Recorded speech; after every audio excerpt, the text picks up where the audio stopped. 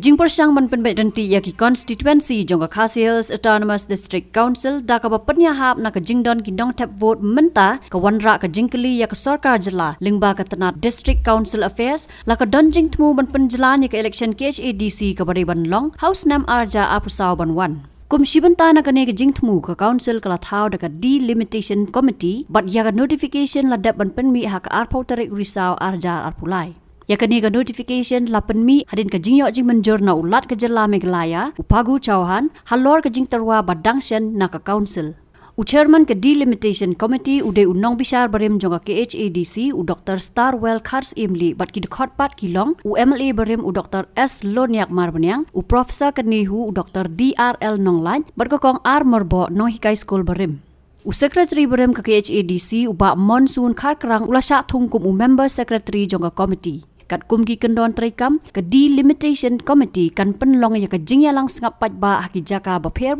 ban yo ya ke jing ai jing mot naki pat ba haki constituency shu ka committee kan bu ya ke delimitation bill hak rensan pat ba khnang ba ki nong song snong kin ai ya ki jing mot ki jing tep bat ki jing kan tho Henry ka bas ngau phala ka long ba omsem la bu por ya ka committee la no bakan pendap ya ka nikakam Henry la suang bakan kampen kloy kat bala ki khubor na ka council ki thu ba ka jing pen ben ka long ban pen ya jan ya ka jing don ki nong tap vote haki MDC constituency da ka bashim nuksa ba ka maulai MDC constituency ka don palat san pau hajar ngot ki nong tap vote Henry kam long shai la ka election MDC an pen kan ria kham sadien namar ka jing ya chakmat ka jing pen bet ya ki constituency Kasamoy traikam jong KHADC bementakan kut haka santarik ulber Arja Arpusau bat ya ka election haban penlong hau benai rempang Arja Arpusau Haka election MDC baladab House Nam Arjar kat kandai ke jingdon kinong tap vote barok along pralak henru punyo hajar kandai spa Arpusau ngot ka constituency ke babun kinong tap vote ke ka maulai MDC constituency ke badon saupusan hajar sauspa saupunru ngot kinong tap vote bot da kanong ston live kandai hajar sanspa prapusan ngot lem ka mairang nong klau live kandai hajar sanspa sanpusau ngot ka laban mau pram constituency ke ka constituency ke baduna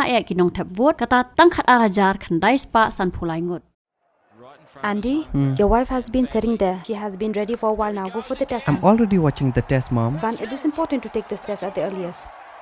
Mom, why do we need to rush? What will happen even if we're late to take the test? Look, son. You see, that is why it is important to reach on time. Go. Within the first 3 months of pregnancy, it is important for the mother to get tested for HIV in order to prevent the baby from getting infected with HIV,